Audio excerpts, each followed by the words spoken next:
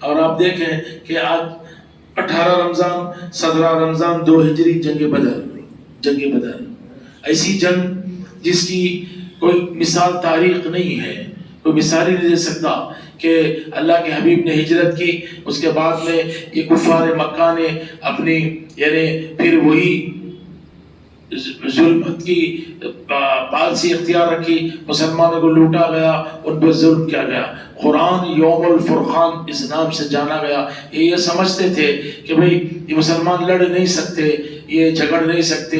اللہ کے حبیب نے پہلے ان کو پیغام دیا امن کا، اس کے بعد میں یہ سمجھے کہ شاید یہ ہماری کمزوری ہے۔ پھر 313 1000 کے مقابلے میں آئے، آپ اندازہ لگاؤ۔ پھر ہم ایسے انہیں الٹ کر دیا کہ تاریخ دیکھتی رہی تاریخ دیکھتی رہی کہ بھئی یہ ایسی جنگ تھی کہ جس میں ضعیف بھی تھے، بچے بھی تھے، کسی کے پاس ڈھال ہے تو زر بختہ نہیں، کسی کے پاس اگر زر بختہ ہے یعنی وہ ڈریس پہننے کا ہے تو تلوار نہیں۔ ایسے لوگ اپنے جان و تن کا نذرانہ لے کے نکلے۔ یہ جگہ بدر ہے۔ جب یہ جا رہے تھے مدینے سے تو عیسائی اور یہودی بیٹھے تھے، وہ دیکھ کے ہنسے، بولے سنو ان کا 1000 کا لشکر جرار ہے، بڑا جرار کا معنی بڑا تگڑا، بڑے پہلوان قسم کے لوگ اور بڑے کھا پی کے اور ہر ہتھیار سے لیس ہے، اور تمہارا عالم یہ ہے کہ گھوڑے تو واپس 4 ہے، اونٹ تو واپس اتنے کم ہے، اور پھر گھوڑ سوار نہیں ہے، اور تمام یعنی پھر ہتھیار بھی پورے نہیں ہے۔ تم کس بھروسے سے ان سے لڑنے جا رہے ہو؟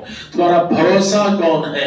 تو آپ دیکھیں قربان جائیں ان اصحاب پر، انہوں نے پلٹ کے ان کے جواب دیا، سن نہ ہم کو یہ ہتھیار پہ بھروسہ ہے، نہ ہم کو یہ ڈھال پہ بھروسہ ہے، نہ ہم کو یہ زر بختہ جو ڈریس پہنتے ان پہ بھروسہ ہے۔ تو ہمارے ساتھ دیکھ رہا نہیں، یہ جو ہستی ہمارے ساتھ چل رہی ہے ہم کو ان پر بھروسہ ہے، وہ نبی مکرم ہے۔ آپ اندازہ لگائیں، ویسے ہی ہوا کہ یہ جب وہاں نکلے تو آپ دیکھیں کہ یہ لوگ نے کیا کیا؟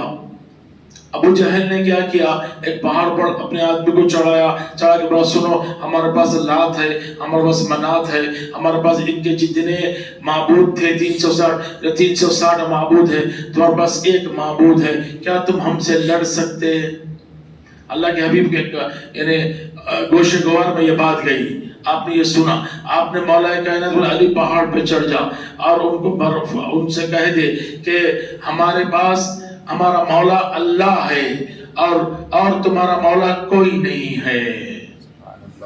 ہمارا مولا اللہ ہے اور تمہارا مولا کوئی نہیں ہے۔ اعلان کون کیے؟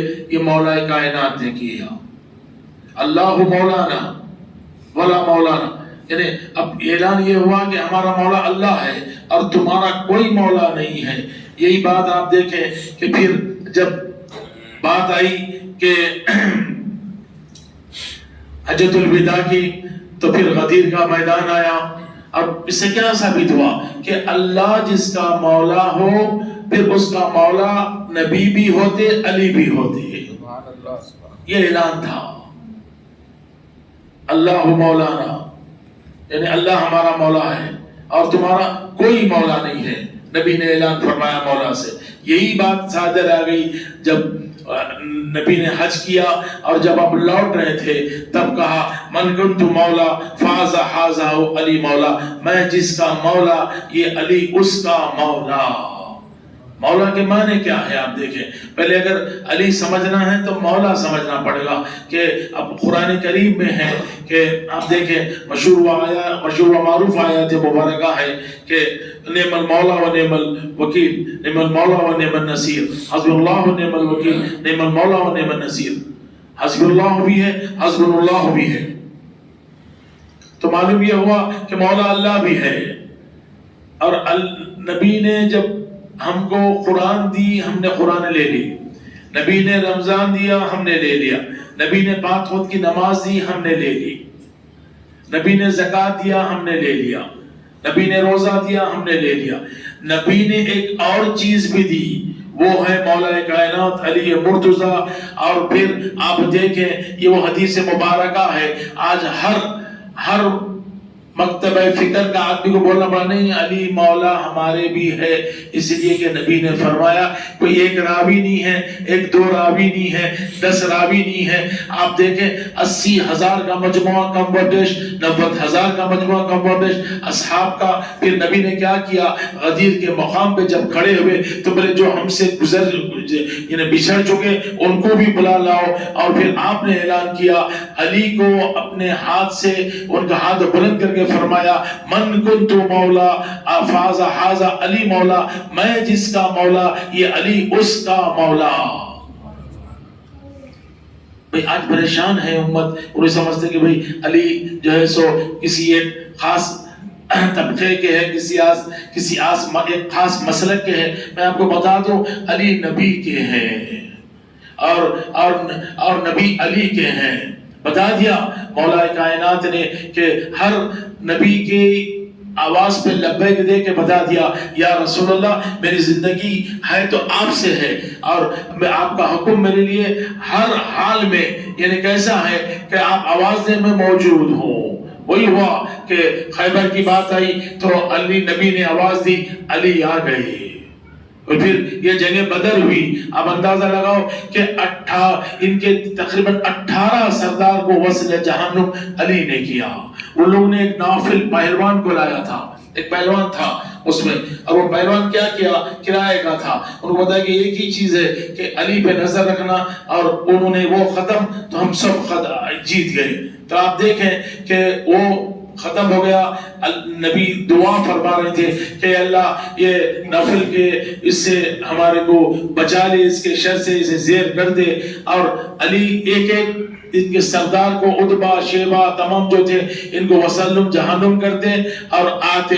تو آپ نے دیکھا کہ نبی کے ہاتھ اٹھے ہوئے ہیں اور اس مردود کے لیے دعا کر رہے ہیں.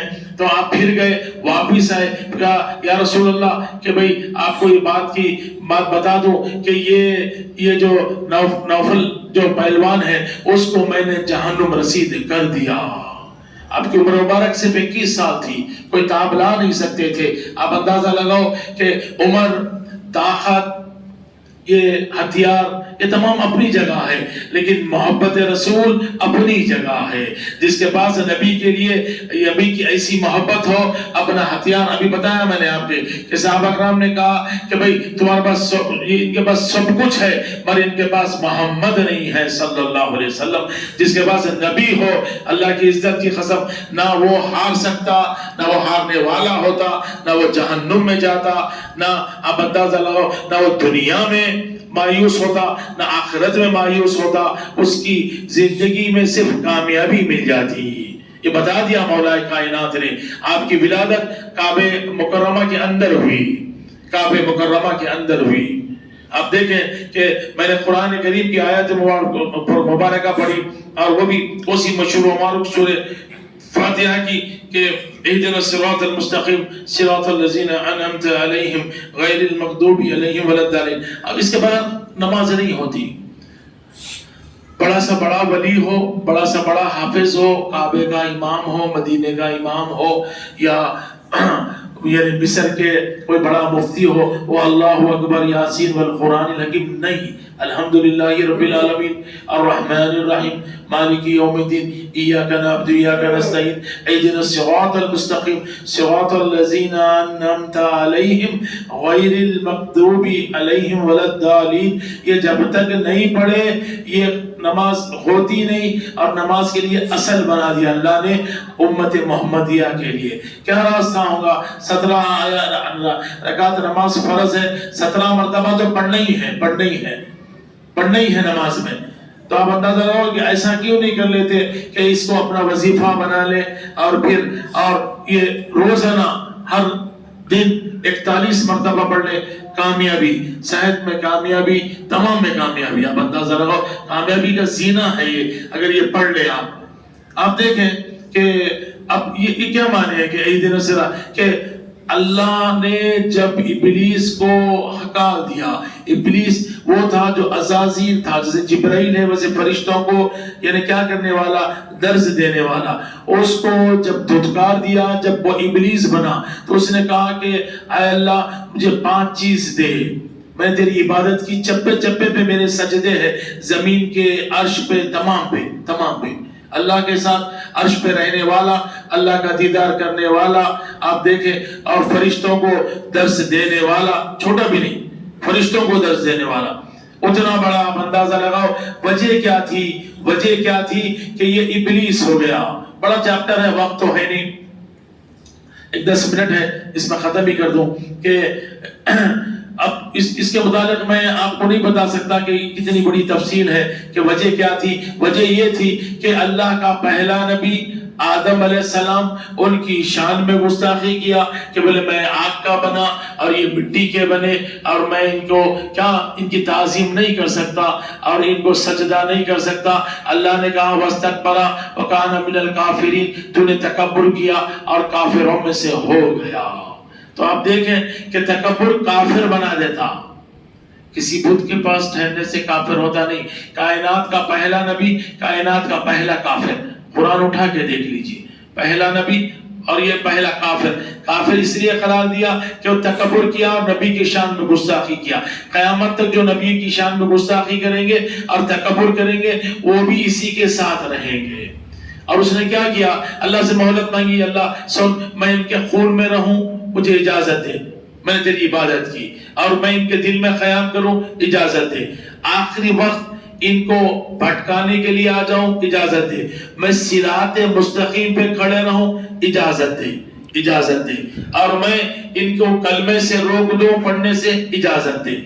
اللہ نے کہا کہ جو تجھ کو چاہنے والے ہوں گے، جن کی رغبت تیرے طرف ہوگی اور جن کو بھٹکانے کی طاقت تیرے پاس ہوگی، صراط مستقیم سے ہٹانے کی، تو پھر کیا ہوگا؟ تیرے کو تو ان کو لے کے جائے گا۔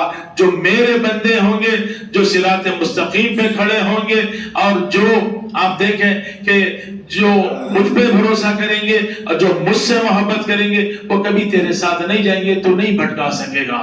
وہ ایسے ہی آپ اندازہ لگائے کہ آیات قرآن ایسی بھی ہو سکتی تھی، اہدنا الصراط المستقیم، بس اس کے بعد میں ولدالین بھی ہو سکتی تھی، لیکن اللہ نے فرمایا نہیں، آگے بتانا پڑے گا، کیونکہ صراط مستقیم پہ تو یہ کھڑا ہوا ہے، اجازت لے کے نکلا کہ میں صراط مستقیم پہ کھڑا ہوں گا۔ ہوا کیا؟ مدینے کی مسجد تھی، ایک صحابی آئے، ایک بھنا ہوا پرندہ لے کے آئے کہ بولے یا رسول اللہ، میں چاہتا ہوں کہ آپ یہ کھائیں۔ آپ نے فرمایا ٹھہر جاؤ، میں اس کے ساتھ کھاؤں گا جس سے اللہ محبت کرتا ہے، وہ اللہ سے محبت کرتا ہے۔ میں اس کے ساتھ یہ کھاؤں گا جو اللہ کے رسول سے محبت کرتا ہے، اللہ کا رسول اس سے محبت کرتا ہے۔ صحابہ یہ دیکھنے کے لیے بے چین تھے کہ ایسا کون خوش قسمت ہے جو نبی مکرم کی زبان یہ بتا رہی ہے کہ وہ اس کے پاس یہ سرٹیفکیٹ ہے کہ اللہ اس سے محبت کرتا ہے، اس کا رسول اس سے محبت کرتا ہے، وہ اللہ اس کے رسول سے محبت کرتا ہے۔